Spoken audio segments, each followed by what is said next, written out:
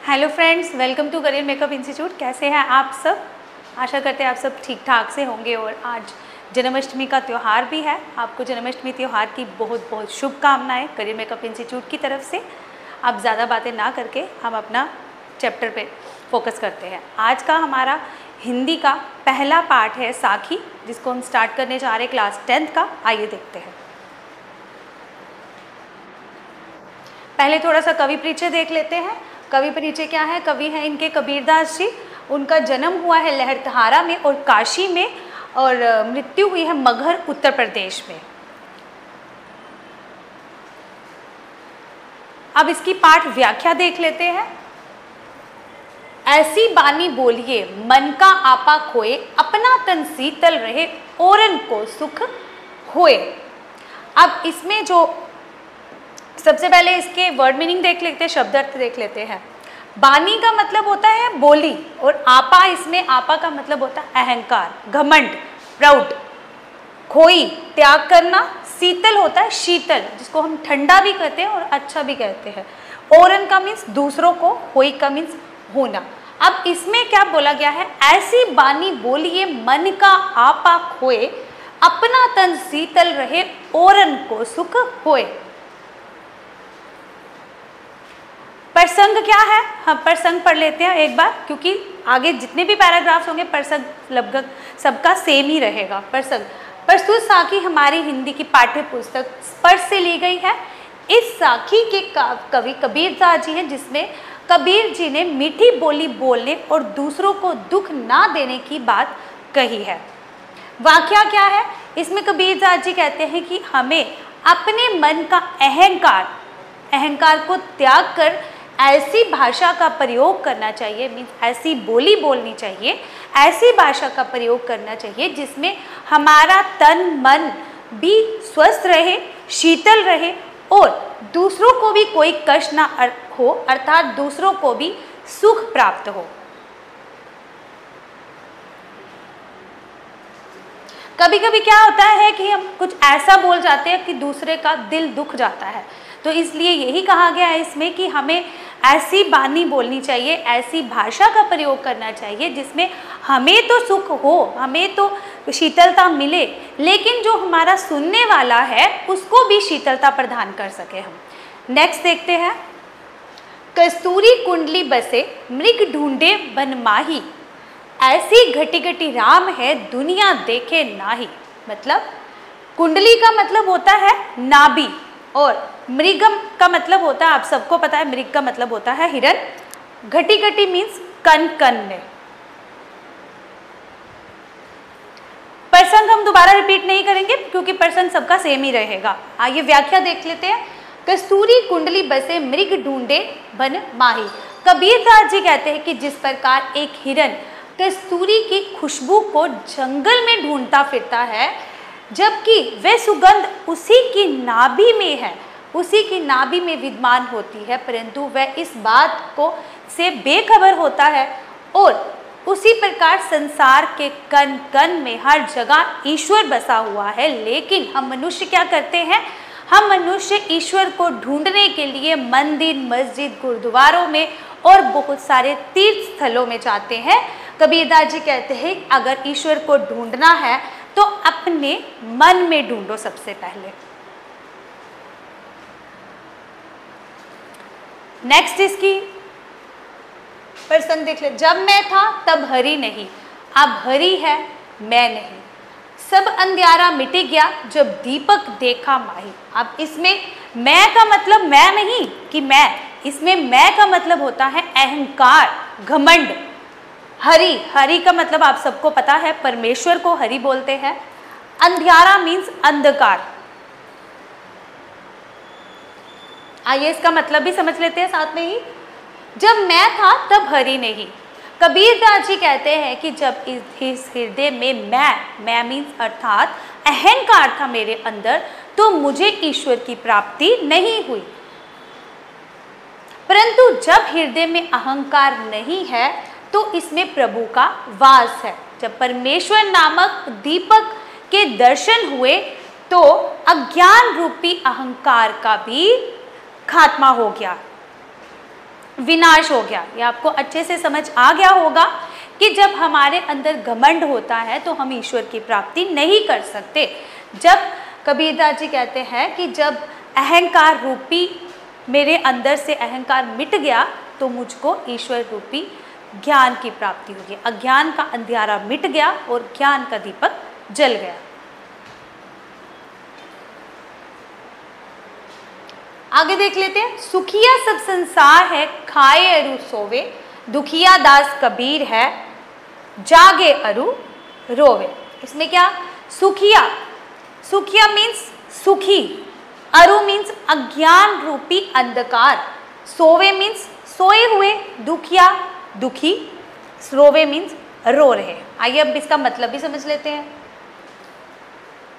कबीरदास जी कहते हैं कि संसार के लोग अज्ञान रूपी अंधकार में डूबे हुए हैं, अपनी मृत्यु आदि से भी अनजान सोए हुए हैं। ये सब देख कर कबीर दुखी है और वो रो रहे हैं। वे प्रभु को पाने की आशा में हमेशा चिंता में जागृत रहते हैं कि कब मेरे प्रभु मुझे मिलेंगे।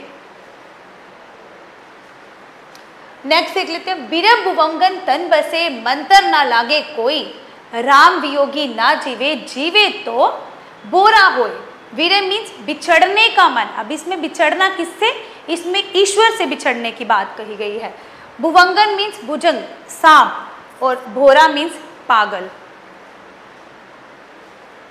इस पंक्तियों में, इन पंक्तियों में कबीरदास जी कहते हैं जब मनुष्य के मन में अपनों से बिछड़ने का गम सांप बनकर लौटने लगता है तो उस पर कोई मंत्र, कोई झाड़ फूक, किसी भी इलाज का कोई असर नहीं होता है और ना ही कोई दवा असर करती है।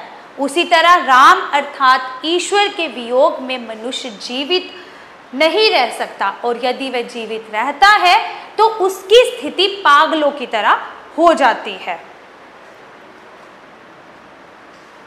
निंदक नेड़ा राखिए, आंगनी कुटी बंधाई, बिन साबन पानी बिना निर्मल करे सुबाई। अब निंदक का मतलब होता है निंदक करने वाला। नेड़ा मीन्स निकट, आंगनी मीन्स आंगन, साबन मीन्स साबुन, निर्मल साफ, सुबाई मीन्स स्वभाव। आइए इसका मतलब भी साथ में ही समझ लेते हैं।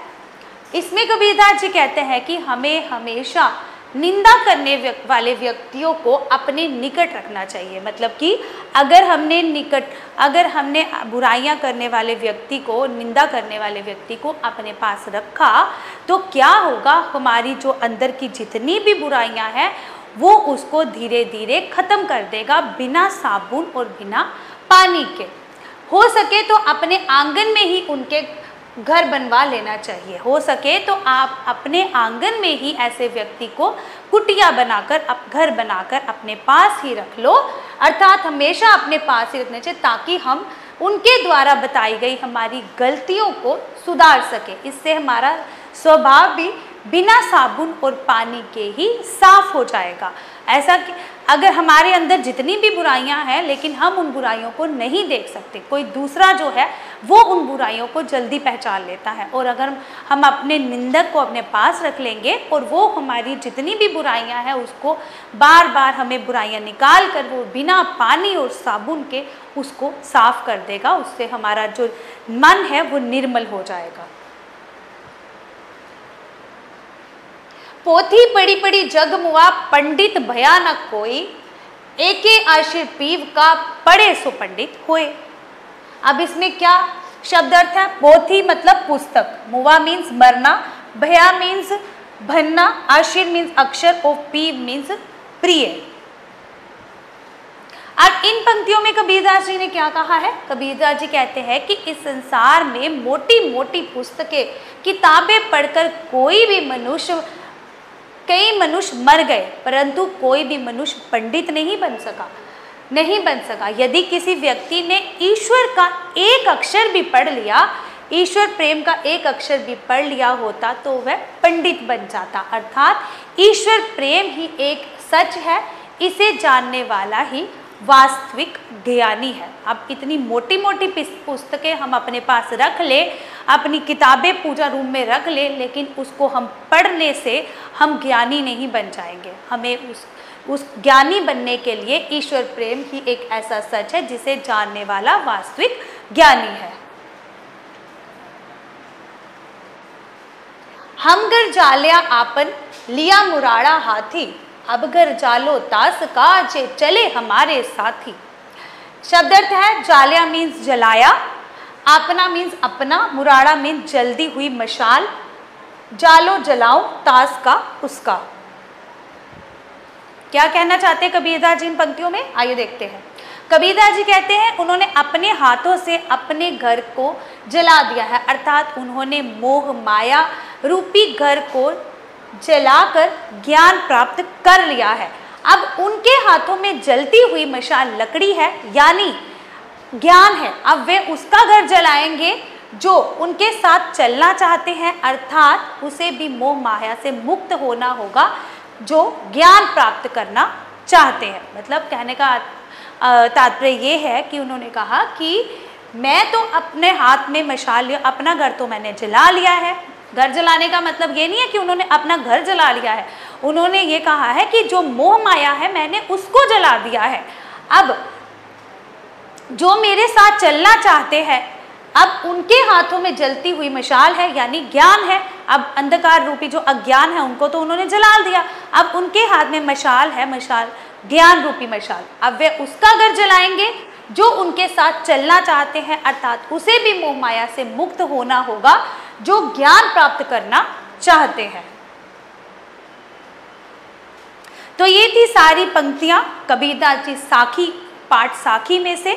आशा करते हैं आपको समझ में आया होगा और नेक्स्ट टाइम हम इसकी नेक्स्ट चैप्टर लेके आएंगे। Thank you.